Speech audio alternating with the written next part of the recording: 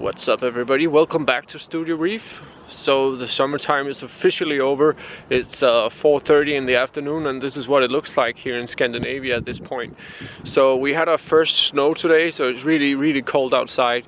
So I'm looking forward to taking you guys inside with me to make a ton of frags for the 4th episode of fixing up my tank. Let's get into it.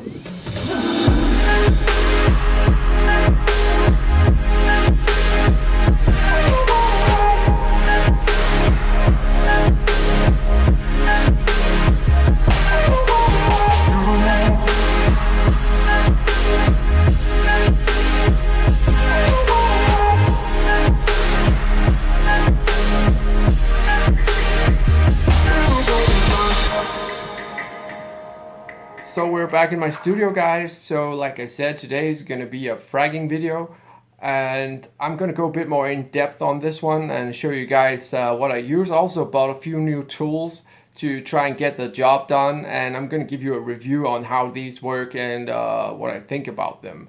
Like always, everything's a bit ghetto, so I always go with the cheapest solution and see what kind of results I get. I don't know if you watched it, but at one point I fragged a lobophilia like this.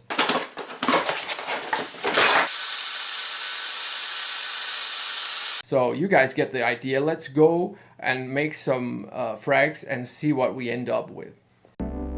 So this is how I make my frag plugs. I just keep some live rock in my yard and I smash them up with a hammer. And to do that, I just go outside and rack them to bits, and sometimes you get nice diversity. Like this heavy one here is really hard to knock over for if you want to put a big one on there. So diversity is key and keeping the cost down. That's why I do this. This way I just kill off anything that should be on there, small spiders and such, so I don't get anything in my tank not supposed to be there. So I take my time with this. Sometimes I do it twice, and it's also a good idea to rinse this off in RODI water once you're done, just to make sure that you're not introducing any TDS at all. So this is one of the most common questions I get. What kind of glue do you use? And this is a gel type. Actually, what you can look at is cyanoacrylate. These come pretty cheap and they go really fast, so you might want to stack up on a bunch of those.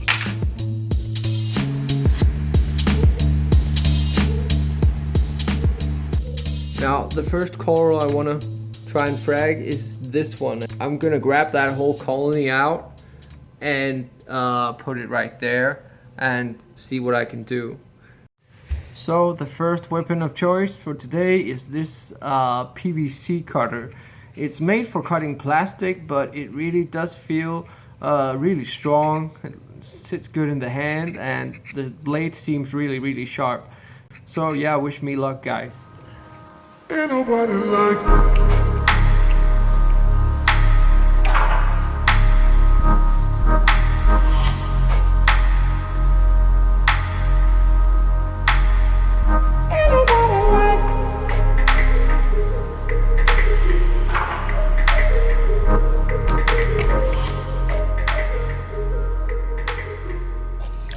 So my verdict of using a PVC cutter for fragging corals, I would give this probably a 3 or 4 out of 10.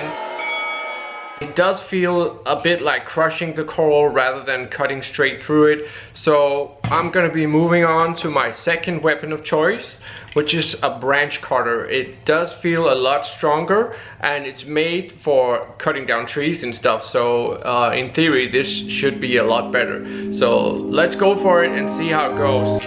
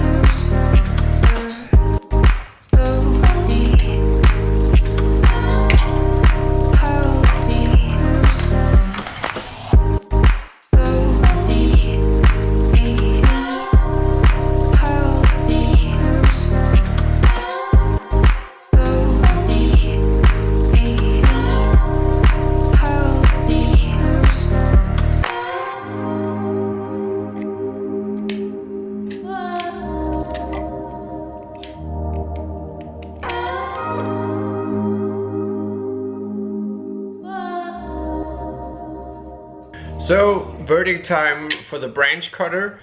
This one is amazing. I mean, seriously, I would give this probably a 9 out of 10 or even a 10 out of 10.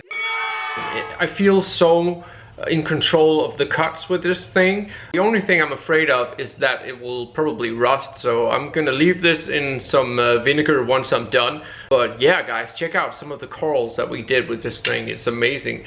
Also, one of the colonies I have, the blue candy cane, when I took it out and had a look at it, I saw in the back of it there was some green bubble algae, and this is one of the worst algae to get in your tank, because if you puncture the bubbles you will get spores into your water column and they will just colonize your whole system.